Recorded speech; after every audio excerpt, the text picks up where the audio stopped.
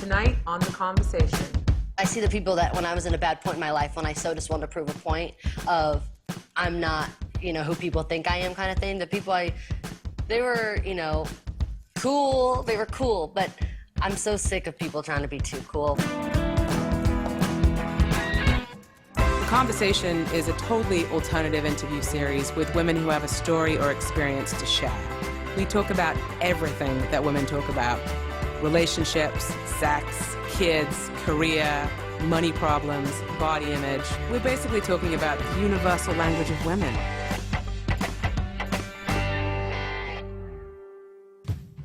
Here's the weird part though, is like, I feel I was so trained, like in my interviews and everything, to be the all-American family, whatever.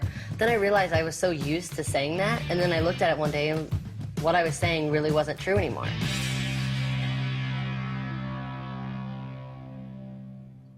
I just got so set in the way of saying the same things I did when I was 12 years old, just the same kind of thing that I realized, wow, I don't even have the relationship that I'm saying that I do, you know what I mean?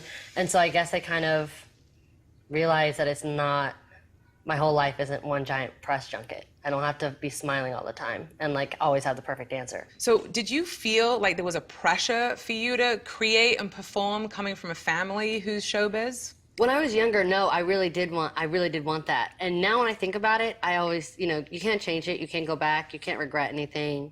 Best not to. It's best not to. You'll drive yourself crazy, Yeah, because no matter what, you can't rewind as much as you want to, No. and as much as sometimes you want it. And there's times where I'm like, would I have actually even done that now? I might say, don't do it, because that isn't gonna be who you are. But I did, and you can't let that stop you. And one of my good friends, she says, if you let your past be your present, it's inevitably gonna be your future. And so She's right. I don't want that anymore, and I don't wanna feel tied to something that obviously isn't me, And how did that free you up? I mean, so much. I mean, through that I had to start getting into like a little more independent, and so I guess I kind of just realized that I can take care of myself. And I just wanted to be in my own space where I could be my own person.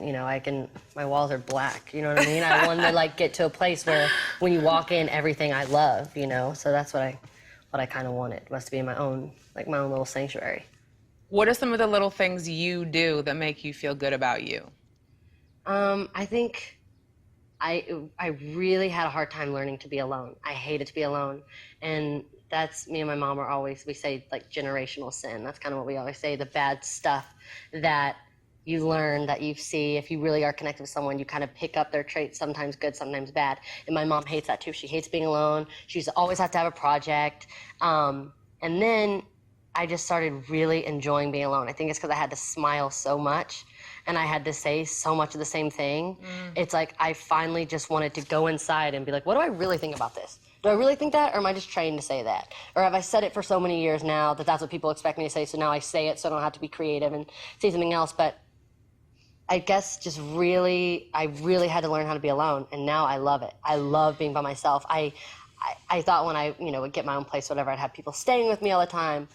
I try to kick people out by like 10 o'clock so I can just sit on the couch with my dogs and watch TV, Has it been confusing for you, as someone who's, transitioning from being this young girl into being a young woman? And it's a natural progression to start connecting with our sexuality. For me, what I do, it's like, that's not the point. You're not sitting there trying to be sexy. If people find that and find you sexy, take it as a compliment. You know what I mean?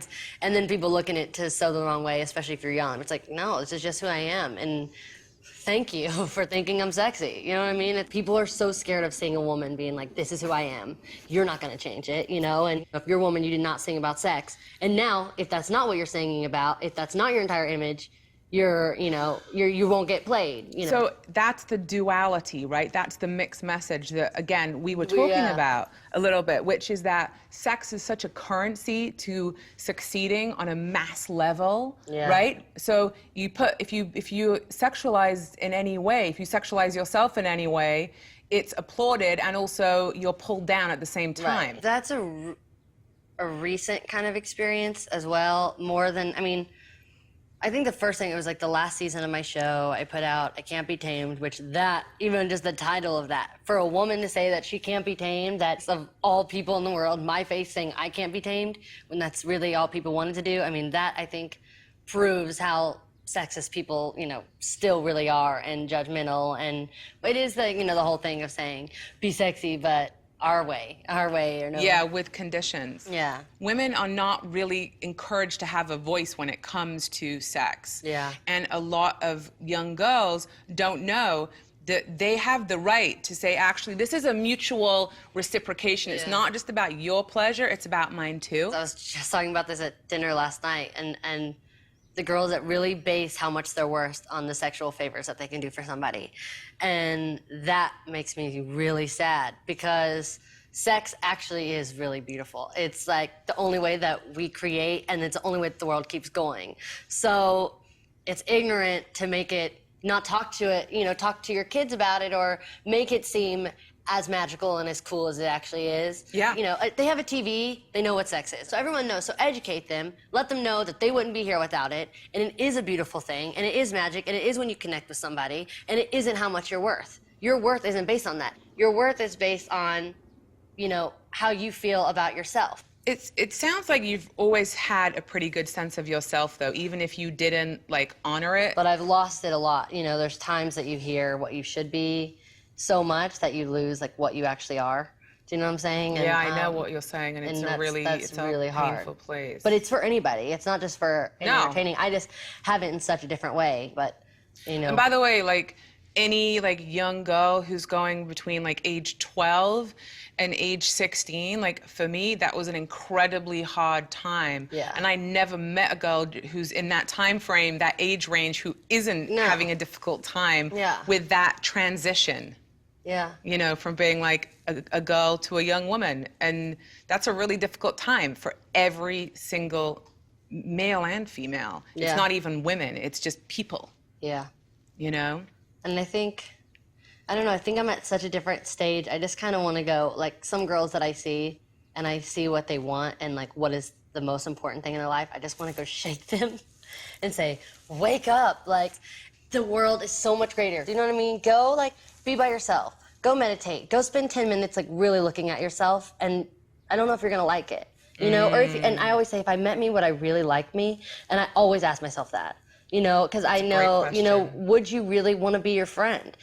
It's almost like, I always say, you know, we kind of judge people and we put people down about the things that we really don't like about ourselves. Absolutely. Same with the people that you choose to have in your life. The people that you surround yourself with, I mean, that determines a lot. They're a reflection of you. Because I see the people that when I was in a bad point in my life, when I so just wanted to prove a point of I'm not, you know, who people think I am kind of thing, the people they were, you know, cool, they were cool, but I'm so sick of people trying to be too cool. Cool is so dumb. And, you know, I'm so sick of people trying to be too cool. And like I said, too much of, you know, one thing is so bad, you know, where you're so trying to figure out, who do I want people to think I am? It's like, just be who you are, and then that is where your style will come, and your attitude, and your spirituality, and your sexuality, and everything will come. Because then you just, you know, it's coming from that place of love, which I had to learn. I was in one of the biggest arguments of my life with my mom. It was like right before my 17th birthday. I was being super dramatic, you know, hid in the staircase forever and like cried in the middle of the Four Seasons. I was just having this big argument.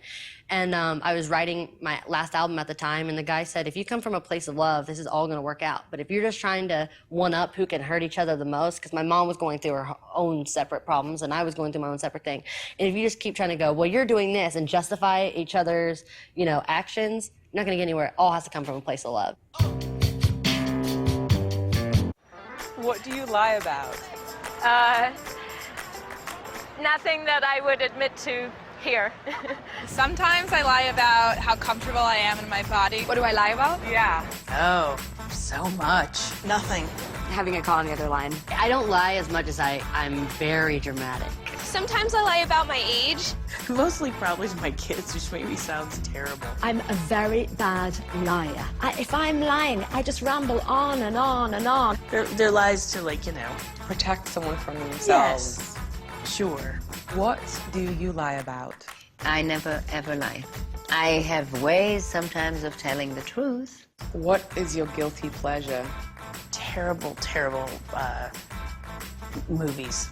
Really raunchy horror films. There's a dance team from Indiana coming to New York. Like, I'm so in. Shopping. Black chocolate? What is your guilty pleasure? I don't think any pleasure should be guilty. I love you, Glenda. What are your vices? I thought it was really funny, but I'm not gonna say it. Relationships, men. Shopping. I'm not afraid of a Guinness. Enough Guinnesses that I think, it was a great idea. It was a cigarette. What is my vice? I have no vice. Oh, we must get you one. A glass of wine at the end of the day. Just one? No. Drinking. Yeah. Not gonna lie about that one. To just flop. What does vice mean? A vice of mine is shoes. That's not a vice. You like shoes. My biggest vice, chicks. What is your favorite sex position? What? My husband calls it the jackhammer. You don't Not like this like that. conversation. Pretty much any position that I'm getting sex. My husband will kill me, no. Do I remember? I was brought up British, so I never talk about things like that. Glenda has requested to not have the sex question because she's British. I don't think it's something you can actually vocalize. Missionary. Hi, Mom. Doggy style. Imagine if it just meant, no, I don't have sex. Do I have to answer that? And lastly, what would you tell your 14-year-old self? God. I think I would tell her that those friends that make you feel skittish are not worth it. And also not be so hard on mom and dad that they're great. Yeah. That's a toughie. I would like to have that conversation. Love yourself for who you are, and don't compromise for anyone.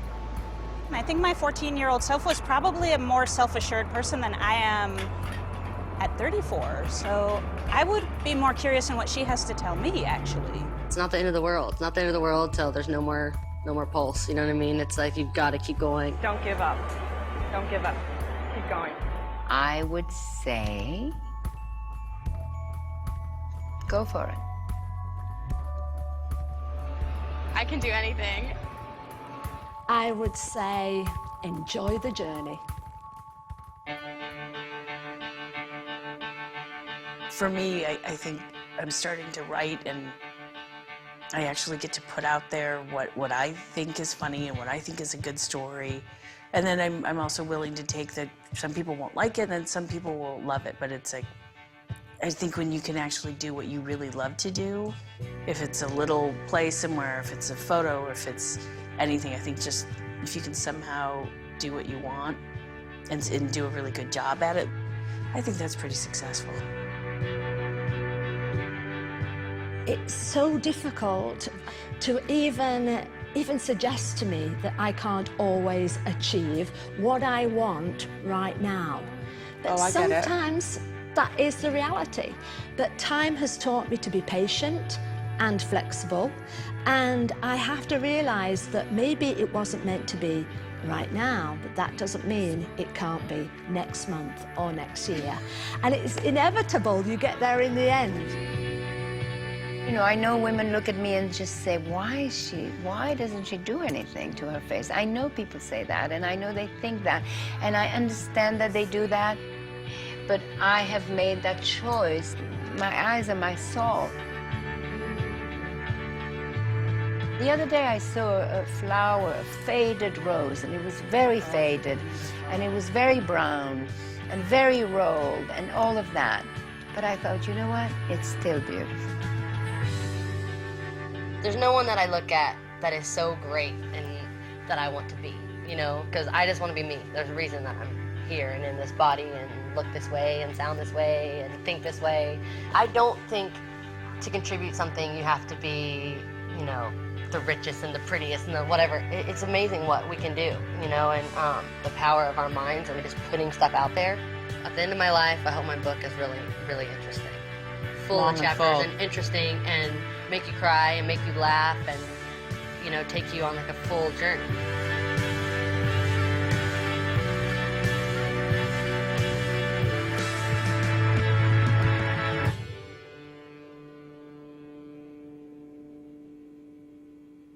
Hi, sexy. I see your wiener. I know, I'm trying to crop his pee-pee out.